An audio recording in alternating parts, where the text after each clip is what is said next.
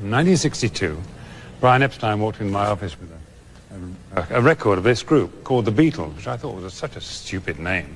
George Martin was far more than just a music producer for the Beatles. He was a visionary architect who helped shape their evolution into groundbreaking artists. It was Martin who created the environment and provided the tools that enabled the band to break away from constraints of conventional 1960s pop and venture into unexplored musical territory. Among the four Beatles, his most intricate and dynamic creative bond was with Paul McCartney. Known for his relentless pursuit of perfection and endless stream of ambitious ideas, McCartney frequently pushed the boundaries in the studio. Despite Martin's involvement in countless recording sessions, he rarely spoke openly about his unique rapport with McCartney. Much of what is known about their collaboration has been reconstructed from studio notes, third-party recollections, and behind-the-scenes glimpses. Beneath the surface of their iconic partnership was a complex web of tension, negotiation, and mutual growth. Martin once called himself McCartney's musical interpreter, though that title only scratched the surface of their layered creative alliance. Their collaboration began on June 6, 1962, inside EMI Studios on Abbey Road, London, during the Beatles' first official recording triad. At the time, Martin was producer for Parlophone, a lesser-known EMI label, tasked with evaluating the raw but promising band from Liverpool. While their initial performance didn't impress him musically, McCartney stood out with his proactive attitude unlike the more distant John Lennon and the reserved George Harrison. McCartney engaged directly with the studio crew, asked detailed questions, and shared arrangement ideas with enthusiasm. Martin, accustomed to commanding recording sessions with complete authority, was surprised by this inquisitive and assertive young artist.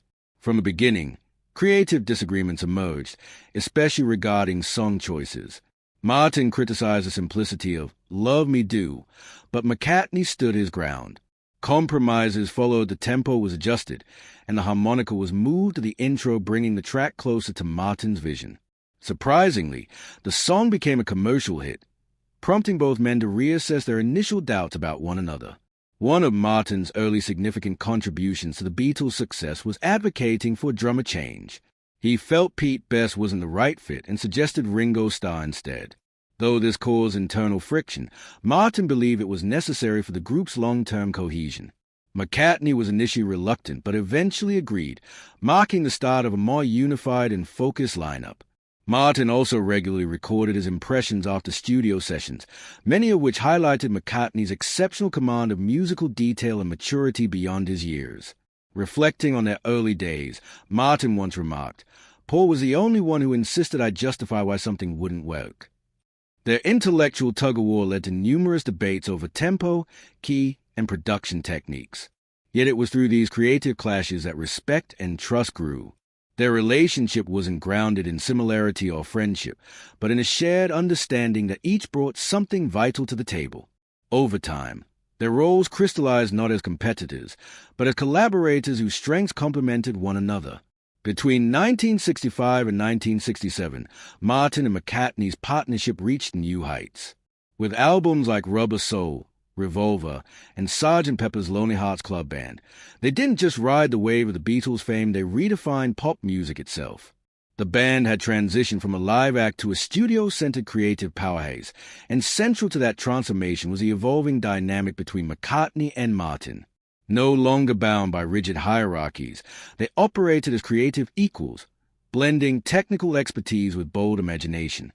McCartney began arriving not just with catchy tunes, but with fully formed concepts and orchestration ideas. Rather than restrain that ambition, Martin embraced it, helping translate abstract visions into polished studio productions. A striking example of their synergy was Eleanor Rigby. When McCartney brought in the hauntingly sparse song, Martin proposed replacing traditional rock instruments with a string octet. Drawing from composers like Bartók, he arranged the piece with no guitars or drums, only raw strings, creating a sound that was both cinematic and intimate. Similarly, during the recording of For No One, though McCartney played nearly every instrument, Martin contributed a crucial suggestion, a French horn to balance the song's tone. Despite McCartney's initial hesitation, Martin quickly arranged the part and brought in Alan Civil from the London Symphony Orchestra, who completed it in just 4 takes. Martin's role wasn't to limit McCartney's creativity, but to channel it. He provided structure without stifling innovation. On the complex track A Day in the Life, which combined separate compositions by Lennon and McCartney, Martin envisioned a 40-piece orchestral bridge to unify the two parts.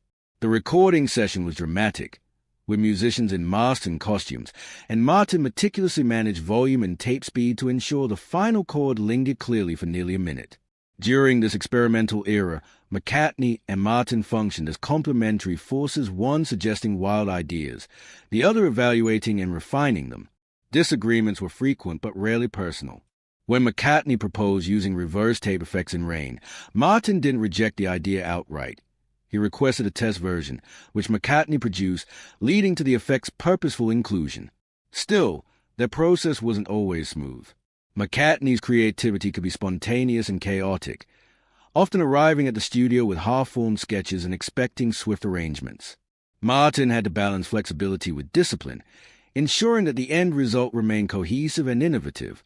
Through it all, their partnership endured and thrived not because they always agreed, but because they trusted one another's instincts, respected their differences, and shared a commitment to pushing the boundaries of modern music. Martin never rejected the Beatles' increasing demands or tight deadlines, but he insisted on clarity if time was short.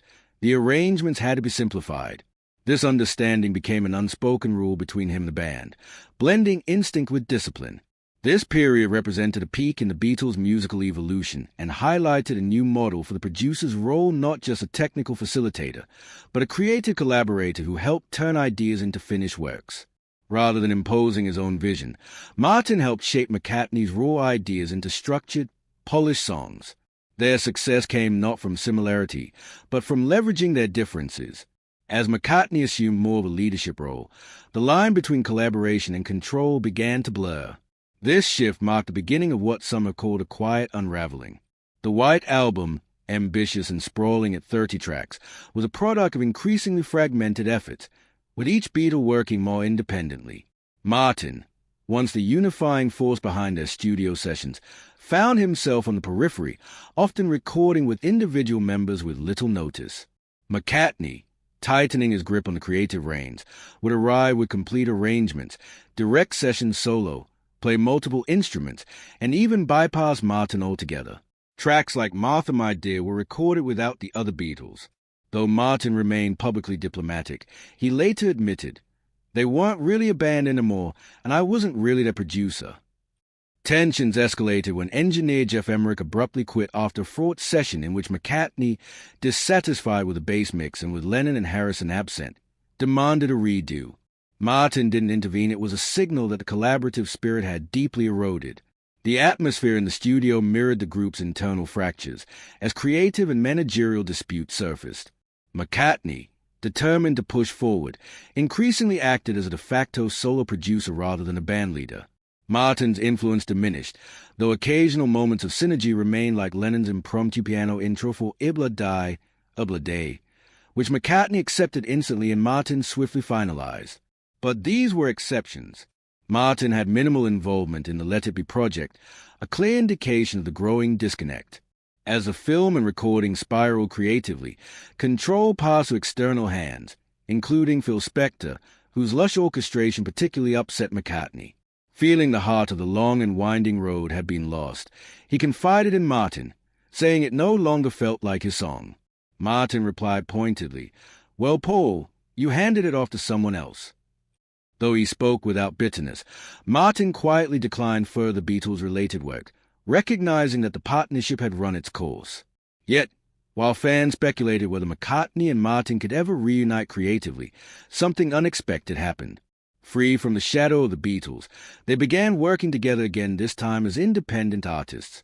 When the band officially split in 1970, many collaborations ended, but not theirs. In 1973, McCartney was commissioned to write the theme for Live and Let Die, a James Bond film. He personally invited Martin to produce it, marking their first official collaboration since Abbey Road. No Beatles, no Abbey Road Studios, just the essence of a partnership reborn on new terms. Paul McCartney entered the project with a melodic sketch, while George Martin took charge of arranging a full orchestra and managing the dramatic shifts between the song's various sections. The result became not only one of the most successful Bond themes ever, but also a standout moment in 1970s film music. That collaboration sparked a renewed creative partnership between the two, continuing into the 1980s as McCartney transitioned from the Wings era. By then, Martin had become a seasoned veteran, still meticulous in his approach. They reunited for Tug of War, 1982, and Pipes of Peace, 1983, working in a more harmonious environment, free from the creative tensions of their Beatles days. This newfound dynamic allowed their collaboration to flourish, echoing what their partnership had once aimed to be. Martin wasn't merely producing, he was actively shaping the direction of the albums, suggesting songs, conceptual ideas, and even guest artists. It was Martin who proposed bringing in Stevie Wonder for What's That You're Doing, a bold move that showcased his desire to expand McCartney's artistic reach. McCartney, trusting his longtime collaborator, followed through. Many consider Tug of War to be his strongest post-Beatles work, again bearing Martin's unmistakable imprint. Despite their long history, theirs wasn't a typical friendship. They weren't often seen in public together, nor did they share many personal stories. Yet those close to them say they remained in quiet contact through handwritten notes and phone calls. George Martin's son, Giles, once shared that his father kept a shelf just for Paul's demo tapes, not as work material, but because he simply enjoyed knowing Paul was still creating. Though they no longer collaborated regularly, Martin continued to express deep admiration for McCartney. When asked who had taught him the most, he'd always answer, Paul. He knew exactly what he wanted. My job was to help him get there within the bounds of what was technically possible. In an industry often marked by ego and conflict, their partnership stood apart. It wasn't sentimental or obligatory. It was rooted in mutual respect. Each knew their role, and neither tried to overshadow the other. When Martin passed away in 2016, McCartney didn't host a grand tribute. Instead, he offered heartfelt words, calling Martin a gentleman, a studio genius, and like a second father. Later that year, he held a quiet memorial in a small Oxfordshire chapel, no press, no spectacle, just a piano, a few friends, and a demo tape edited by Martin in 1981, labeled in his handwriting, unfinished but honest enough.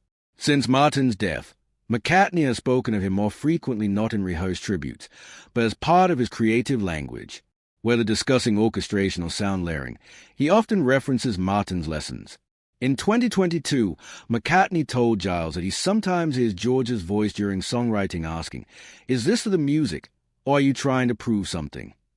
For McCartney, Martin never truly left. He became an internal compass, guiding him in the quiet spaces between notes.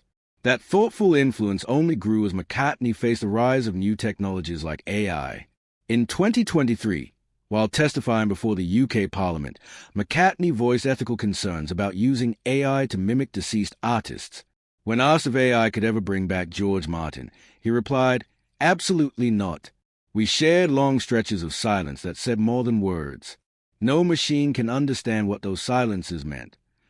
After Martin's death, his family released a trove of unpublished writings, some of which reflected on his bond with McCartney.